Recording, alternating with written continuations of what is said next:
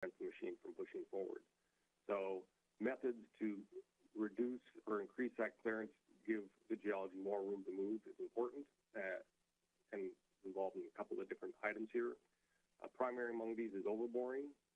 In hard rock, you want a real stiff load path in order for disc cutters to be able to be functional or work well.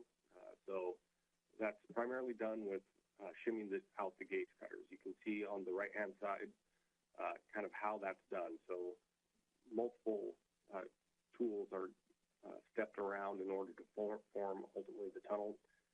And by shimming them out progressively, you can increase this overbore. As the rock becomes a little bit softer, we start to be able to use hydraulic. The upper right-hand side is an example of a hydraulic overcutter that's been used. This is for slightly harder rock where that cutter is pinned into position, creating a stiffer load path. But as the geology becomes softer, including EPB machines up to 20, 25 MPa, somewhere in that range, it's strong experience in installing tools at the end of hydraulic cylinders.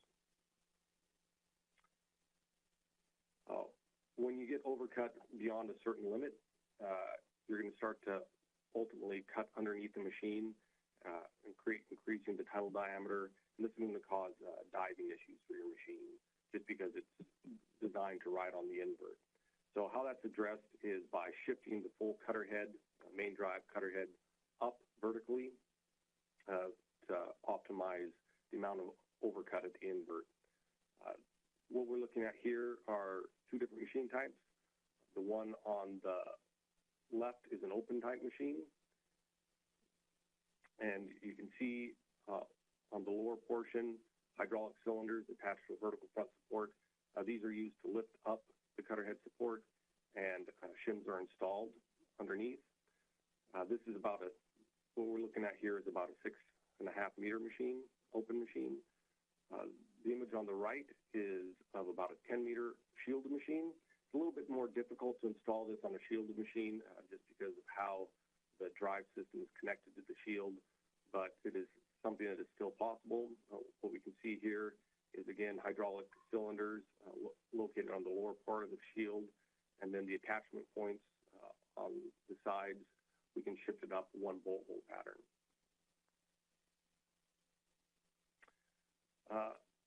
Along the lines of trying to keep the geology away from the shields, this is really one of the areas that open TBMs have a big advantage, and that's because, first of all, the forward shield, the blue area you see on the left-hand side there is articulated, so it's able to move in.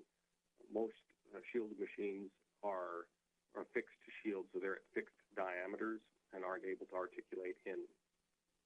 You'll also note that the majority of the equipment on the machine is located towards the center line. So this gives a lot of room and flexibility to give room for the ground to move in once that forward shield is passed.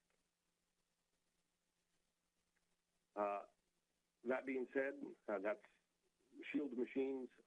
We're still able to accomplish the same idea, and that's by using steps on each successive ring, bringing them down in diameter to give more room as the ground comes in. Usually, especially squeezing ground is a time-related phenomenon. So as the machine advances, you have more and more clearance to accommodate that ground being brought in. There's a cost to be paid with this, obviously. You have increased grout. You have to deal with fines, that sort of thing. But ultimately, if you have squeezing ground conditions, it's something that's required in order to get through the ground.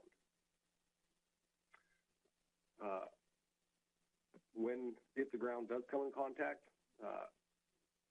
it's friction that really kills you. And so a good way of dealing with this is by putting friction-reducing agents along the outside of the shield. In most cases, you're able to do this with bentonite lubrication through periphery ports in the shield. If you do have a squeezing ground coming in contact with the shield, many times that contact pressure exceeds what the pumps are able to put out. So in some cases, high-pressure fluids and agents need to be injected along the shield. So reducing the friction makes your thrust more effective. The other half of that is increasing the thrust available to you. This can be done in multiple ways. On the initial machine design, high-pressure cylinders or high thrust can be installed on the machine from the very beginning. In some cases, that's difficult to do or expensive to do. If you run into these conditions, a unique solution that was come up with in the past is the addition of hydraulic cylinders where ports and things like that were installed. This allows that additional thrust to get the machine moving and through that fault. Sáng cháu nó đi quay. Dạ. Cháu đi làm đi.